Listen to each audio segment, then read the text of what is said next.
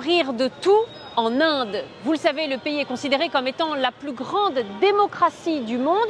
Et pourtant, il y a certains... Cet inconnu avait remporté le premier tour de la présidentielle par surprise après avoir fait campagne sur TikTok. Désinformation, propagande, journaliste de complaisance ou de connivence, mal journalisme, fausse neutralité. Ces choses-là, c'est des raisons pour lesquelles moi, à un moment donné, j'ai arrêté de suivre les journaux télévisés. Tout ce qui est TF1, France 24, TV5 Monde, France 2, France Info. J'ai arrêté. Parce que le constat est général. Les journalistes se détournent de la vraie information pour nous apporter ce qui les avantage. Les avantages, eux, et leurs partenaires. Dans la première situation, tout le monde le sait, l'Inde n'a jamais été une démocratie. Peut-être institutionnellement.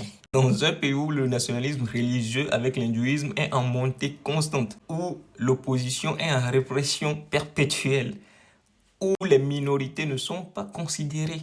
On ne peut pas parler de démocratie. Les journaux n'ont même pas la main libre pour publier les articles qu'ils veulent. Vous l'avez même mentionné dans ce reportage. À quel moment l'Inde est une grande démocratie? Dans la deuxième vidéo, on présente Kalin Georgescu comme quelqu'un d'inconnu. Cet inconnu avait remporté le premier tour de la présidentielle par surprise après avoir fait campagne sur TikTok. Alors que cette personne a occupé des hautes responsabilités, de très hautes responsabilités dans l'administration ministérielle pendant de plusieurs années, directeur des départements auprès des ministères, qui a été représentant de la Roumanie auprès des Nations Unies pendant des années, quelqu'un qui est revenu dans son pays, qui a milité dans les partis de l'extrême droite, qui a été pressenti comme Premier ministre plus d'une fois et qui a refusé ses offres, qui se présente pour devenir président et aujourd'hui, on le présente comme étant un inconnu.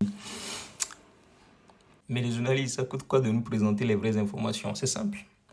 Présentez-nous les vraies informations pour qu'on ait un peu de crédit à vous accorder.